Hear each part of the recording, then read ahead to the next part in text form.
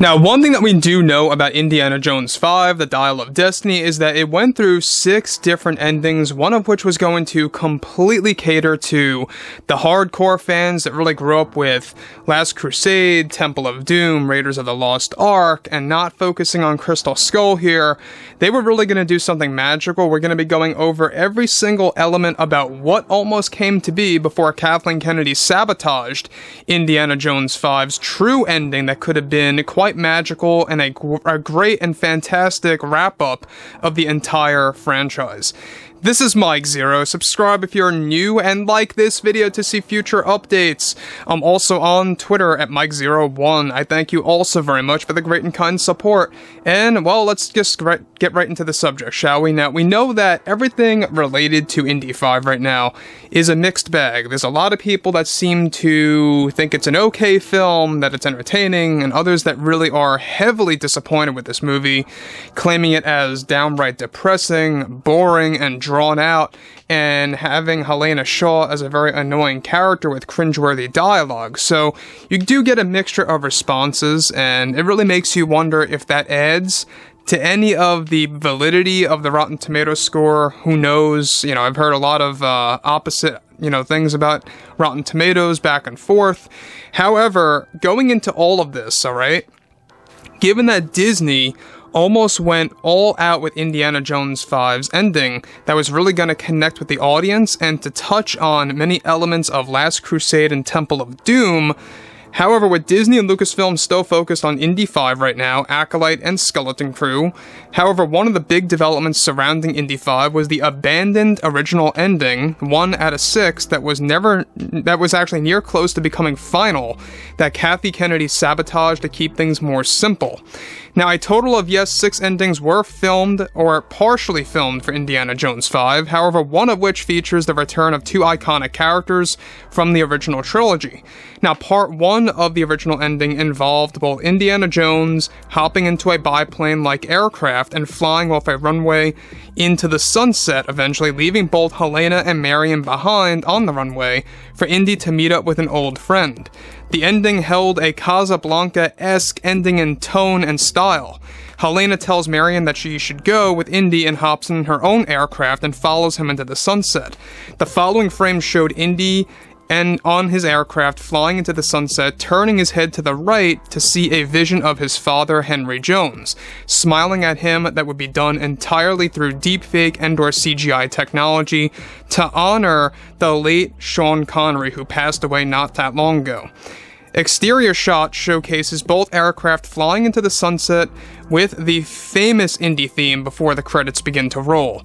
Now let me stop right here for a second because that's not all. There was also a planned mid-credit scene related to Indiana Jones 5. So we know that this not only honors Sean Connery, but it honors the tone of father and son, how it should have all ended. We know that that was George Lucas's original vision, to end the Indiana Jones franchise as a father and son tribute. And even in Crystal Skull, sure, they technically did that, but the real magic came from The Last Crusade. How can we not love that, horse sprinting into the sunset, where we actually get to see them doing that and just calling it a day with the franchise, and that was a close to it. It was almost similar to it in that sense where instead of horses running into the sunset with them riding them, it's biplanes or biplane-like aircraft flying into the sunset.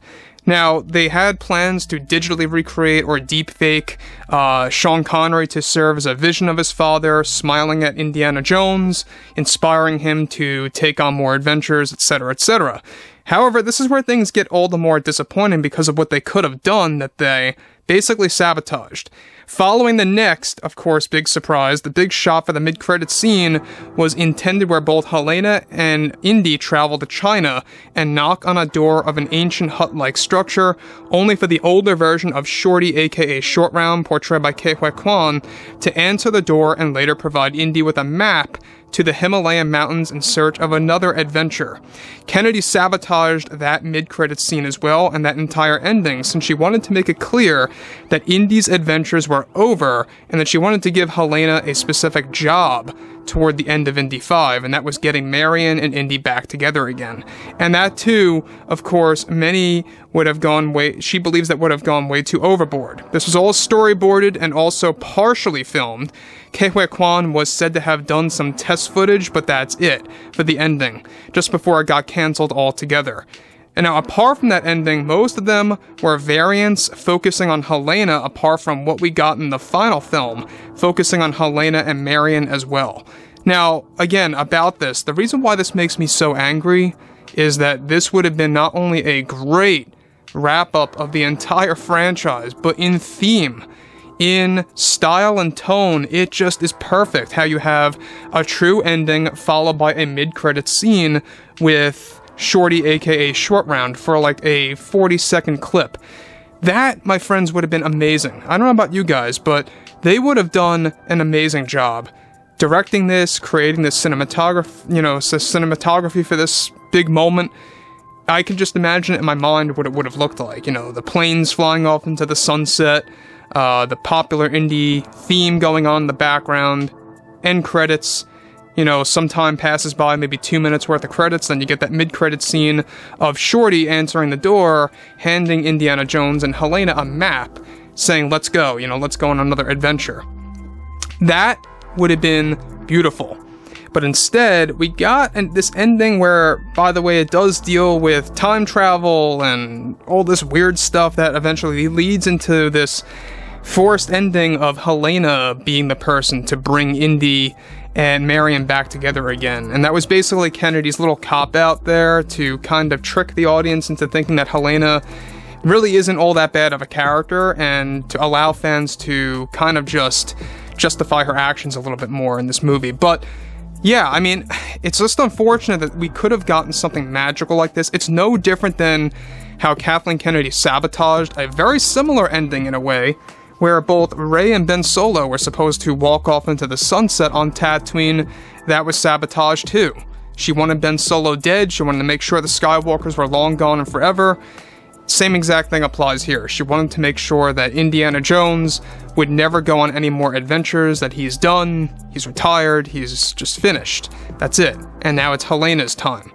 So, at the end of the day, they missed a great opportunity to bring back not only Henry Jones by recreating Sean Connery, but they also missed the big mark on Ke Huy Quan, who, by the way, is now an Oscar winner. A very big disgrace of not including him in this movie, even at last minute. That is even all the more worse. Even though you may not agree with that film, Everything Everywhere, I think he did an excellent job acting in it. And I think he really deserved the Oscar that he got. He really did a very good job, in my opinion, just to simply put it out there. But yeah, I mean, Indy 5 had so much potential when it came to a more, I guess you could say, authentic ending that really felt more right. The one that we got, it just felt a little off. It felt very anticlimactic. It just felt like it came out of left field. I didn't like how they made Marion look, by the way, in this movie. She looked very, I don't know, not like herself. She's older, I get it, but they kind of just made her look a little disheveled and weird. I don't know. I can't really explain it. So overall, guys, drop a comment below. Fill me in below in the comments what you all have to say about this. And if you guys did enjoy the content for today, make sure to drop a thumbs up on this video to support the channel, and I will catch you guys next time.